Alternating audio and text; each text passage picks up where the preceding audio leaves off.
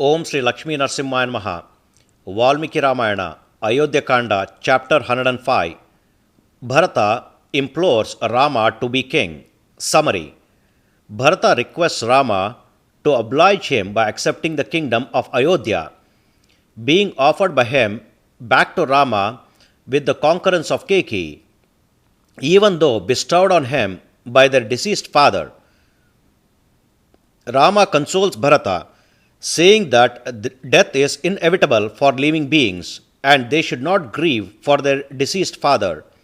Rama asks Bharata to control his grief and go back to Ayodhya to shoulder the burden of rulership there in order to the command of their deceased father, and that Rama himself would obey his father's command by staying back in the forest. Chapter 105 in detail. While those lions among men amidst a host of friends were lamenting, that night elapsed with a much difficulty. When the beautiful dawn broke, Rama's brothers, along with their companions, having made their offerings and recited their prayers on the banks of river Mandakini, approached Rama. Sitting in silence, no one uttered a word. Bharata, on his part, amidst his companions, addressed Rama as follows: "My mother has been consoled by you by giving this kingdom to me. I am giving back that kingdom to you. Enjoy it without hindrance. As a dam breached by a great onrush of water during a rainy season cannot be repaired so easily, this great continent cannot be defended by anyone other than you. As a donkey cannot emulate the tempo of a horse, or an ordinary bird the movement of a Garuda, neither can I follow in your footsteps, O Lord of the world. O Rama, know his life to be blessed forever, on whom others depend life is, however, difficult for him who depends on others for this life. As a tree planted by a man may grow and with its great branches and immense trunk become inassailable to a dwarf, yet though it may come to flowering, does not bear fruit, it yields no pleasure for him. O mighty armed, you ought to understand the import of this simile, and being the distinguished Lord of all, may you guide us, your servants.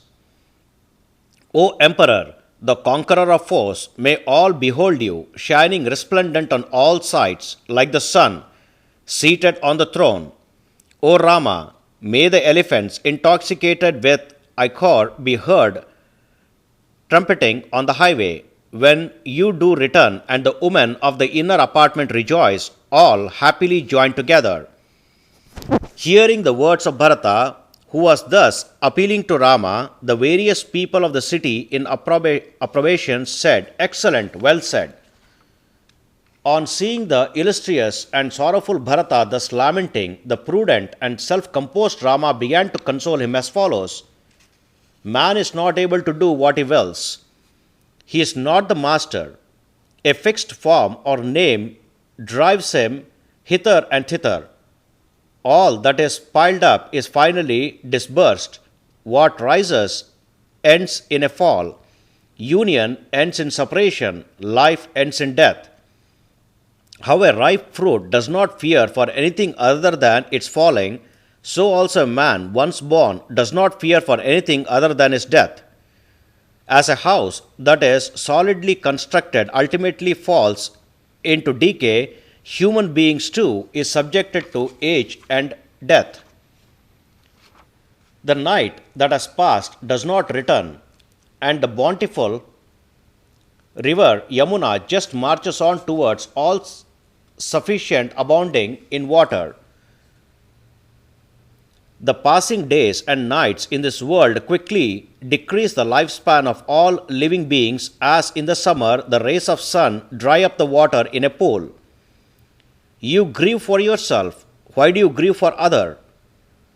Even while you stay at home or departed to another place, your lifespan gets shortened. Death walks just with us as we walk, as sits with us as we sit. Having travelled a very long distance with us, death returns along with us as we return. when folds have appeared on limbs and hair having turned grey, on what expedient can a man, having got decayed with age, come back to the original splendor? People are delighted when the sun has risen and also when the day ends, but they are not able to pursue the waning in their lifespan. Seeing the onset of seasons, people rejoice as though it has come something newly, but the succession of the season devours the life of beings. As pieces of driftwood floating on the ocean come together for a span, so wives, children, kinsmen, wealth, and property come together for a while and part with us. Their parting indeed inevitable. Here no being can escape its destiny in the form of birth and death. For that reason, the power to avert his own death does not ingrain in a man mourning for a dead person. As a caravan is passing on the road, one stationed at the wayside says, I too will come behind you. In the same manner, we should inevitably follow the path taken by fathers and forefathers. Why a man who obtained that path for which there is no return distrusts himself? While the age rushes on without any return, like a flowing river, one's self should be employed in a pursuit leading to blessedness. It is said that beings are meant to be happy. The king Dasharatha, our pious-minded father, performed almost all auspicious sacrifices and paid plentiful sacrificial feasts to the officiating priests and Brahmins and went to heaven. Our father reached heaven because he maintained his servants properly, protected his subjects, and realized the taxes in the manner prescribed by scriptures for them. Our father, the king Dasharatha, obtained heaven because of his auspicious act and performing sacrifices involving heavy sacrificial feasts. Having performed many types of sacrifices and enjoying worldly pleasures abundantly, and having obtained a long and virtuous life, King Dasharatha reached heaven. O dear brother, King Dasharatha, our father, who was treated with respect by all virtuous men, and who secured excellent lifespan and enjoyments, is not to be pitied. King Dasharatha, our father, having abandoned his worn-out human body, indeed has attained a celestial state, by which he can stroll in the realms of Brahma, the highest heaven.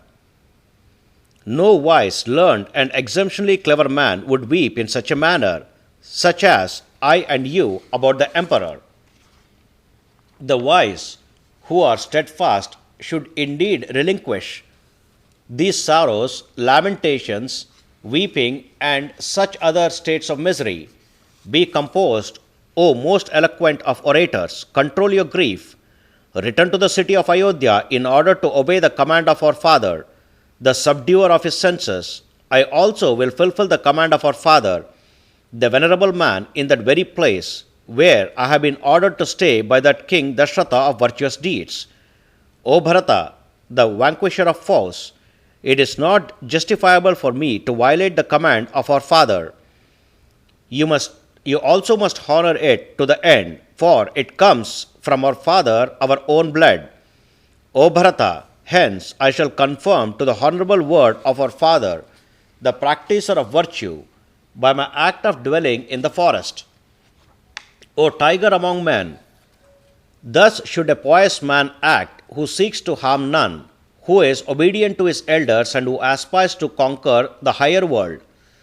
O excellent among men, pursuing the virtuous conduct of our father, the king Dasharatha, act in conformity to your own nature.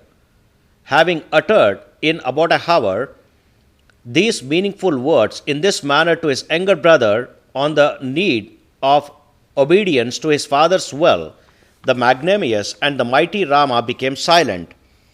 Thus completes 105th chapter of Ayodhya Kanda of the glorious Ramayana of Valmiki, the work of a sage and the oldest epic.